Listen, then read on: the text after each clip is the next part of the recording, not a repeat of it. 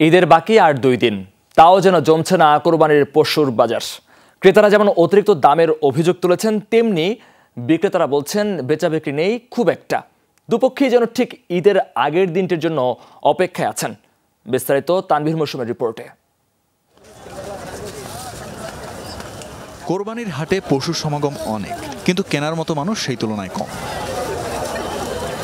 বনি বনা না হয় ক্রেতারা শুধু হাট জুড়ে ঘুরছেন, তবে কাঙ্ক্ষিত পশু নিয়ে আর বের হতে পারছেন না। দাম নিয়ে মিশ্র প্রতিক্রিয়া তাদের মধ্যে। 1 লাখ টাকার নিচে গেলে একটু দাম, 1 লাখ টাকার উপরে গেলে একটু বেশি দাম আছে মোটামুটি আর কি, একরকম আর কি দাম।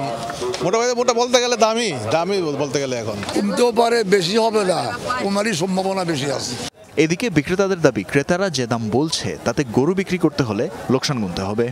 বেচা কেনার অবস্থা ভালো না, কাস্টমারের দাম গেত আছে, আবার আইতেও আছে। মনে করেন জোরকে যে নিয়ে যাবো তা নিতে আছে না, আমরা বেশ মুস্কান দিয়ে বেচা আমো। প্রতি ঈদেই বাহারি গরুর দেখা মেলে হাটগুলোতে, এবছরও তার ব্যতিক্রম নয়। রাজধানীর সাইদনগরের হাটে সবার আকর্ষণ নাটোরের কাঁচাগোল্লার দিকে। গরুটা আসছে নাটোর গোরদাসপুর থানা কাছিঘাটা গ্রাম।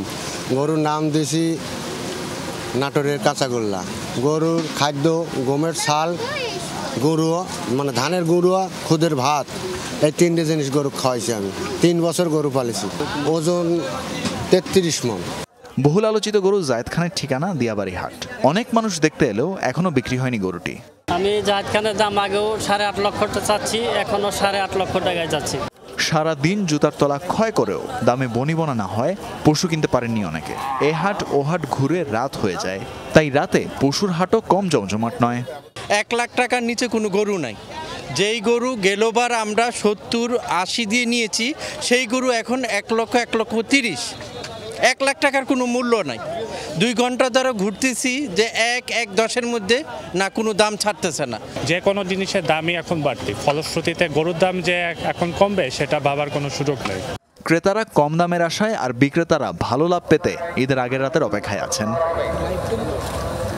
তানভীর মৌসুম, যমুনা নিউজ, ঢাকা।